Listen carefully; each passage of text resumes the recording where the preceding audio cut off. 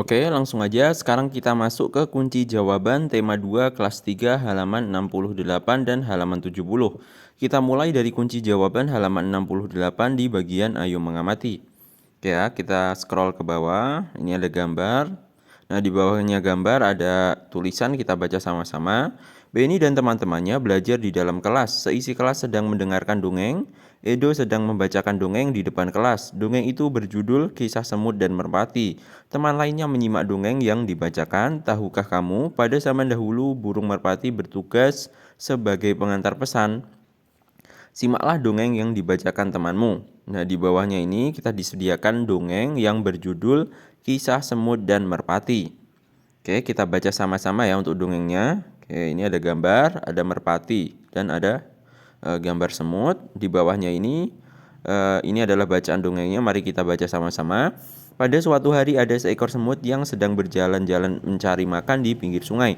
Seperti biasa, dia berjalan dengan riang dan karena kurang hati-hati tiba-tiba ia terjatuh ke dalam sungai.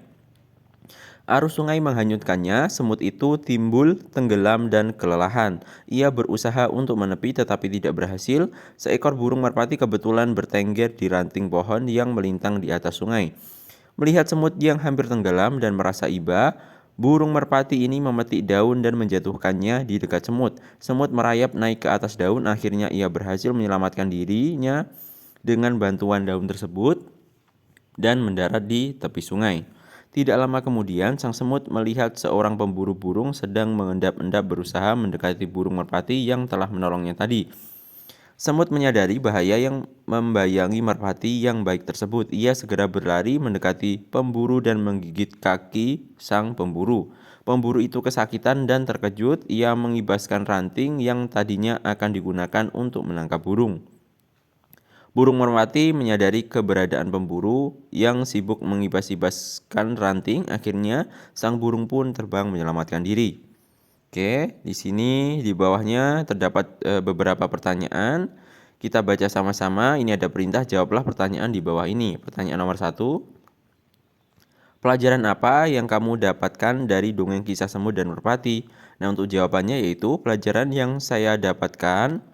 Pelajaran yang dapat dipetik dari dongeng Kisah Semut dan Merpati adalah barang siapa berbuat baik akan mendapat balasan yang baik juga. Oke, itu silahkan bisa kalian salin di lembar jawab kalian masing-masing. Sekarang kita lanjut ke pertanyaan nomor 2. Dari paragraf berapa kamu menemukan pelajaran dari dongeng Kisah Semut dan Merpati? Untuk jawabannya yaitu paragraf 4. Oke, itu tadi adalah jawabannya. Sekarang kita lanjut ke kunci jawaban halaman 68 di bagian ayo bercerita. Ceritakanlah kembali isi dongeng Kisah Semut dan Merpati di depan teman sekelompok. Nah, ini silahkan kalian laksanakan. Ini di bawahnya ini saya sengaja tuliskan ringkasannya. Kalian bisa menceritakan dongeng tadi dengan ringkasan di bawahnya ini ya. Nah, ringkasannya adalah seperti ini. Di bawahnya jawaban ini adalah ringkasannya. Kalian bisa tulis ini di catatan kalian, lalu kalian bacakan ke teman-teman kalian. Pada suatu hari, ada seekor semut terjatuh ke dalam sungai. Arus sungai menghanyutkan sang semut. Seekor burung merpati melihat semut dan merasa iba.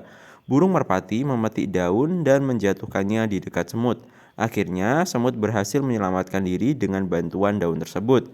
Tidak lama kemudian, semut melihat seorang pemburu burung mendekati burung merpati. Semut segera menggigit kaki sang pemburu. Pemburu kesakitan dan mengibaskan ranting sehingga merpati menyadari keberadaan pemburu. Akhirnya, sang burung pun terbang menyelamatkan diri. Nah, itu silahkan kalian bisa salin ringkasan tersebut ke catatan kalian.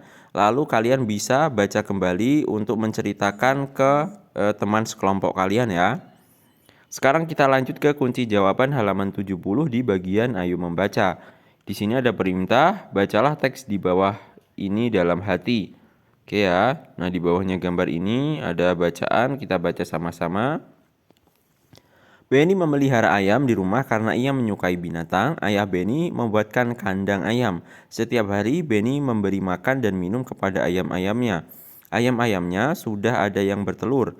Benny bertugas mengumpulkan telur-telur itu. Ayah Benny juga menyukai binatang. Ia memelihara burung beo. Burung beo ayah bisa bicara. Ayah juga orang yang lucu. Ia mengajari burung beo kata-kata lucu. Ayah dan Benny sering tertawa mendengarnya. Kadang-kadang Benny suka menggoda burung beo ayah.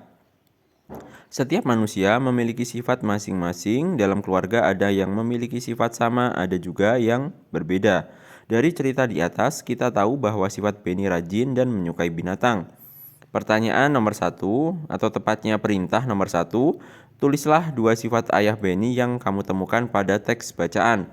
Nah, untuk jawabannya adalah sebagai berikut. Sifat ayah Benny yaitu menyukai binatang dan lucu. Oke ya, silahkan kalian tulis jawaban tersebut di lembar jawab kalian. Lanjut ke pertanyaan nomor 2. Tulislah sifat Benny yang kamu temukan pada teks bacaan. Untuk jawabannya yaitu sifat Benny yaitu rajin dan menyukai binatang. Oke ya, itu tadi adalah jawaban-jawaban yang ada di video ini. Mudah-mudahan dapat bermanfaat dan sampai jumpa di video selanjutnya.